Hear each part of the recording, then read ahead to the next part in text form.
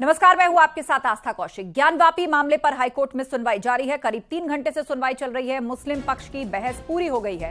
हिंदू पक्ष ने भी अपनी दलील रखी है। 1993 तक परिसर में पूजा होती थी, ये हिंदू पक्ष ने कहा। बाद में प्रशासन ने इस पूजा को रोका। हिंदू पक्ष ने ये दलील दी है और अभी ज्ञानवापी मसले में इलाहाबाद हाईकोर्ट पर सुनवाई चल रही है। करीब 3 घंटे से यह सुनवाई जारी है। मुस्लिम पक्ष की बहस पूरी हो गई है, वो अपना पक्ष रख चुका है और हिंदू पक्ष अपनी दलीलें पेश कर रहा है। उसने कहा 1993 तक इस परिसर में पूजा होती थी, बाद में प्रशासन ने इस पूजा को रुकवाया है। ज्ञानवापी से जुड़ी हुई ये बड़ी खबर है। आपको बता दें, सुप्रीम कोर्ट ने जो 2 दिन तक रोक लगाई थी उसकी मियाद आज शाम 5 बजे पूरी हो रही है और उससे पहले ही हाईकोर्ट को फैसला देना है कि इस मामले में आगे सर्वे जारी रहेगा, किस रूप में जारी रहेगा, उसको लेकर यहां सुनवाई चल रही है। 3 घंटे का वक्त बीत चुका है, जिरह अभी तक जारी है। मुस्लिम पक्ष ने बहस पूरी कर ली है, अपना पक्ष रख दिया है और हिंदू पक्ष भी दलीलें रख रहा है। सीधे आपको लिए चलते हैं, हमारे सहयोगी सर्वेश दुबे हमारे साथ लाइव जुड़ रहे हैं। और सर्वेश, मुस्लिम पक्ष ने अपनी बहस पूरी कर ली है, क्या बातें उसकी तरफ से कही गई और हिंदू पक्ष ने कहा कि 1993 के बाद सरकार ने वहां पर पूजा रोकी? देखिए, निश्चित तौर पर आज काफी गहमा-गहमी का माहौल कोर्ट के अंदर भी रहा। कई बार तीखी बहस हिंदू और मुस्लिम पक्ष के बीच भी हुई और करीब 3.5 घंटे ये बहस हुई है। 9:30 बजे कहा गया था, लेकिन 9:38 पर करीब चीफ जस्टिस कोर्ट में इस मामले की सुनवाई शुरू हुई। खुद चीफ जस्टिस प्रीतिंकर दिवाकर इस मामले की सुनवाई कर रहे थे। पहले मुस्लिम पक्ष को इसमें अपने पक्ष रखने का मौका दिया गया। मुस्लिम पक्ष की ओर से उनके सीनियर एडवोकेट सैयद फरमान अहमद नकवी ने बहस की। उन्होंने कई आपत्तियां इसमें उठाई। एक तो सिविल जज के उस आदेश को उन्होंने अवैधानिक बताया और कहा कि अवैधानिक आदेश पर अवैधानिक कार्रवाई हो रही है। उन्होंने एएसआई द्वारा इस आदेश पर तुरंत तेजी दिखाए जाने पर कई गंभीर सवाल खड़े किए और उन्होंने इस बात की मांग की कि एएसआई सर्वे के आदेश पर रोक लगाई जाए। उन्होंने इस बात का भी आरोप लगाया कि कोई साक्ष्य वादियों के पास नहीं था, वादकारियों के पास, और बगैर साक्ष्य के उन्होंने इस तरह का वाद दायर किया था, क्योंकि वाद साक्ष्य के लिए किसी तरह की सर्वे की इजाजत नहीं दी जा सकती, बल्कि यह तय करने के लिए किसी के आय निर्धारण के लिए, अन्य जांच के लिए इसका आदेश दिया जा सकता है। इस तरह की कई गंभीर आपत्तियां उनकी ओर से उठाई गई। और हिंदू पक्ष की ओर से बात करें तो हिंदू पक्ष की ओर से विष्णु शंकर जैन ने इस मामले में पक्ष रखा। उन्होंने पुरजोर तरीके से पक्ष रखा। उन्होंने कहा कि ये जो स्ट्रक्चर है ये पूरी तरह से ये इस्लामिक स्ट्रक्चर नहीं है, बल्कि ये एक तरह से सनातनी स्ट्रक्चर है। इसके बारे में बताया और कहा कि गुंबद के नीचे यहाँ पर कुछ मंदिर के जो है वो मौजूद है, इसलिए इसका सर्वे होना चाहिए। और उन्होंने कहा कि कोर्ट के आदेश में किसी तरह की अवैधानिकता नहीं है। कोर्ट का आदेश पूरी तरह सही है और किसी भी कोर्ट ने इसकी पुष्टिता का जो मामला सुप्रीम कोर्ट या हाई कोर्ट में चल रहा है रोक नहीं लगाई है, इसलिए ये आदेश पूरी तरह से सही है। और ये भी आरोप लगाया कि आखिर मुस्लिम पक्ष इससे भाग क्यों रहा है। इसके बाद राज्य सरकार की ओर से भी इसमें कोर्ट ने पूछा और सबसे बड़ी बात है, केंद्र सरकार के एडिशनल सॉलिसिटर जनरल से कोर्ट ने पूछा कि आखिर किस आधार पर किस तरह से एएसआई इसमें सर्वे करेगा। क्या जिस तरह की आशंका मुस्लिम पक्ष जता रहा है कि इससे जो स्मारक है, जो मॉन्यूमेंट है, उसको कोई नुकसान पहुंच सकता है, तो उनकी ओर से कहा गया कि ये विषय टेक्निकल है और इसको एएसआई के लोग ही बताएंगे। उन्होंने बताया कि कई ऐसे तकनीकें हैं, कार्बन डेटिंग है, रडार है, और खुद चीफ जस्टिस ने रडार का नाम लिया कि इससे भी इसकी जांच हो सकती है। और कोर्ट को आश्वस्त किया एडिशनल सॉलिसिटर जनरल ने कि इससे किसी तरह से एएसआई के सर्वे से इस ज्ञानवापी का जो विवादित परिसर है उसको कोई नुकसान नहीं होने वाला है। इस बात पर कोर्ट ने एएसआई के एक्सपर्ट को जो है बुलाया, क्योंकि एडिशनल सॉलिसिटर जनरल ने कोर्ट में कहा था कि वो इसके एक्सपर्ट नहीं है, बस ये आश्वस्त कर सकते हैं कि इससे कोई नुकसान नहीं होगा। तो इस पर कोर्ट ने एएसआई के एक्सपर्ट को बुलाया है और 4 बजे बुलाया है और 4:30 बजे दोबारा इस मामले की सुनवाई होगी। माना यह जा रहा है कि 5 बजे तक सुप्रीम कोर्ट की रोक लगी हुई है एएसआई के सर्वे पर और 4:30 बजे जब एएसआई के एक्सपर्ट आएंगे, कोर्ट उनसे पूछेगी कि आखिर किस आधार पर इस मामले में इसका सर्वे किया जाएगा। उसको सबको जानने के बाद कोर्ट इसमें कोई फैसला अपना सुना सकता है। तब तक के लिए सबको इंतजार करना होगा और सभी को इंतजार है इस बात का। जी बिल्कुल, मुस्लिम पक्ष सर्वेश बार बार ये कह रहा है कि वहां पर नुकसान पहुंचाया गया है, खुदाई की बातें सामने आ रही हैं। अभी तक का जो सर्वे एएसआई का हुआ है, क्या जानकारी दी गई है सरकार को या सरकार द्वारा कि किस प्रकार का सर्वे अभी तक किया गया है?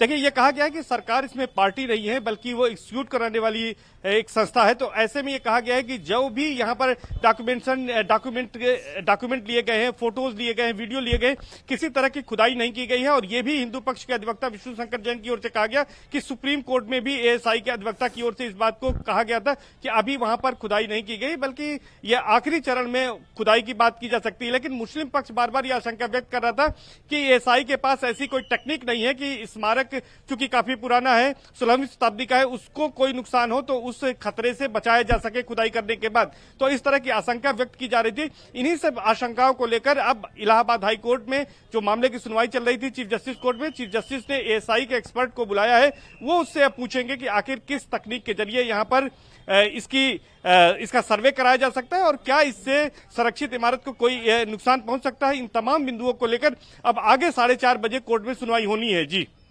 आप नजर बनाए रखिए, 4:30 बजे अब कोर्ट में सुनवाई इस मामले को लेकर होगी। आगे भी हम आपसे अपडेट लेते रहेंगे। जानकारी के लिए शुक्रिया आपका सर्वेश।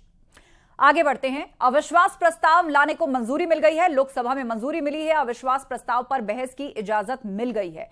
विपक्ष अविश्वास प्रस्ताव लाना चाहता है, मणिपुर की घटना पर चर्चा चाहता है और उसी को लेकर अविश्वास प्रस्ताव लाया गया, जिसको मंजूरी मिल गई है।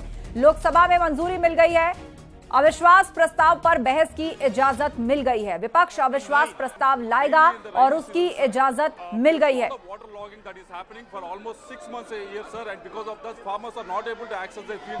इस वक्त की बड़ी खबर आपको बता दें, मणिपुर को लेकर लगातार विपक्ष हंगामा कर रहा है।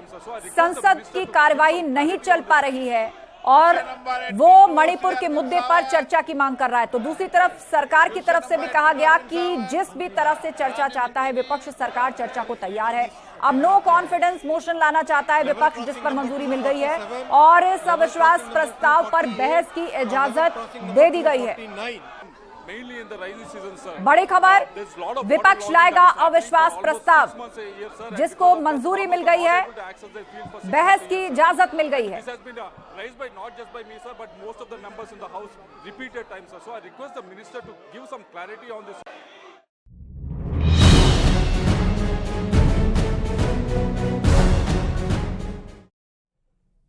खबरों में आगे बढ़ते हैं। G20 बैठकों की मेजबानी करने के लिए दिल्ली पूरी तरह से तैयार है। प्रगति मैदान में international trade promotion organisation complex यानी कि ITPO बनकर तैयार हो गया है।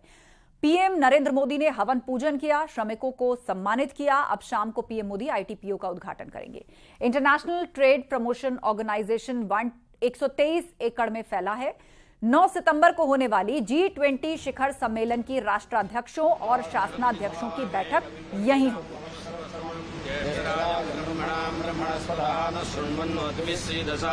वक्रतुंड महाकाय सूर्यकोटिसमप्रभा निर्विघ्नं कुरु मे देव सर्वकार्येषु सर्वदा। श्रीमन्महागणाधिपतये नमः। निर्विघ्नमस्तु। ओम नमः सूर्याय चंद्राय मंगलाय। 123 एकड़ में फैले ITPO का आज उद्घाटन हो रहा है। ITPO में G20 शिखर सम्मेलन होगा। हवन पूजन किया प्रधानमंत्री मोदी ने यहाँ पर। G20 का सम्मेलन जो कि सितंबर में होना है, तमाम राष्ट्राध्यक्षों की प्रतिनिधियों की बैठक यहाँ पर होगी। तस्वीर हम आपको दिखा रहे हैं। प्रगति मैदान में पीएम मोदी ने पूजा अर्चना की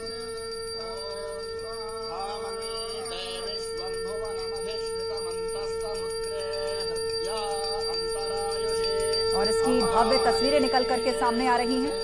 यहीं पर G20 सम्मेलन की बैठक होगी सितंबर के अंदर। देश का सबसे बड़ा कन्वेंशन सेंटर है ITPO और इस कॉम्प्लेक्स में हवन आयोजित किया गया।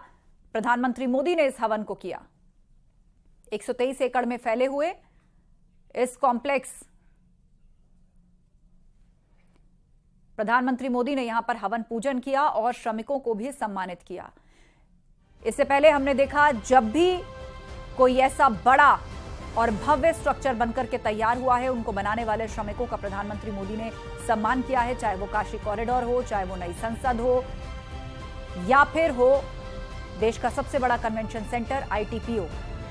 ये वो श्रमिक हैं जिन्होंने दिन रात मेहनत करके रिकॉर्ड समय में इस कार्य को पूरा किया और इसकी भव्यता इन्हीं श्रमिकों के हाथों की देन है। आज उनको शॉल उड़ाकर प्रधानमंत्री मोदी ने सम्मानित किया, उनके साथ बातचीत की, तस्वीरें खिंचवाई।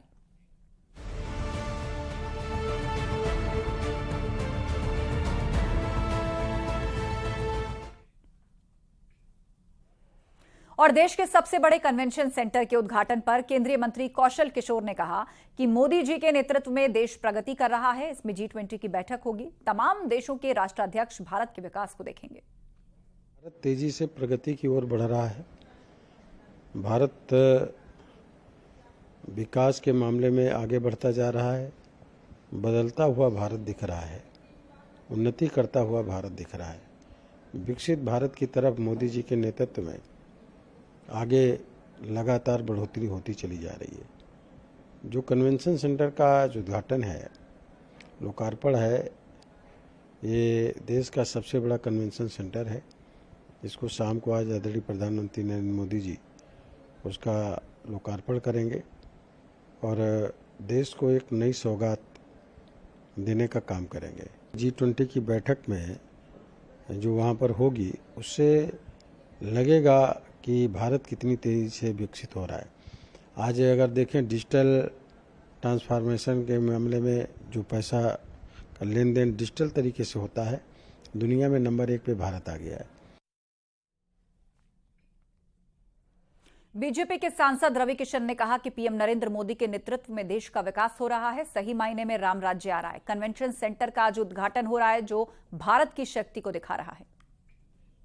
विपक्ष की साजिशों के लिए प्रधानमंत्री जी उनके प्रेशर में आके बोलने वाले टाइप प्रधानमंत्री जी नहीं, ये पूरा विश्व जानता है। विश्व के 76% the most popular prime minister, GDP को, इकोनॉमी को 5th रैंक पे लाना, और कल उन्होंने वादा किया कि इसको अब 3rd रैंक पे हम लोग अगले 24 के बाद ले आएंगे।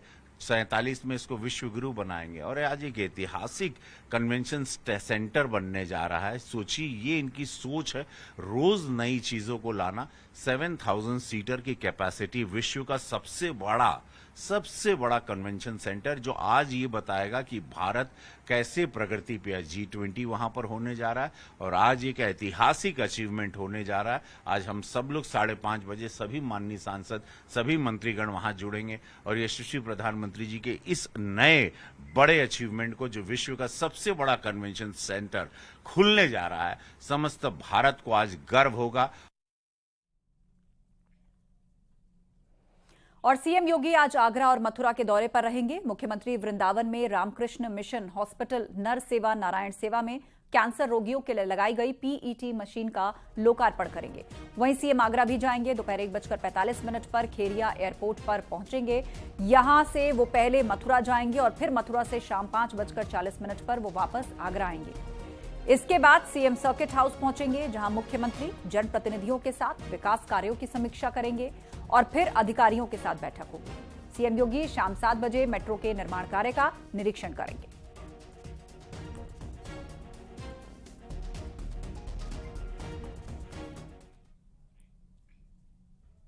और रुकेंगे एक ब्रेक के लिए, जल्द होंगे हाजिर, कहीं मत जाइएगा। ये है न्यूज़ 18 नेटवर्क। आप देख रहे हैं न्यूज़ 18 उत्तर प्रदेश उत्तराखंड।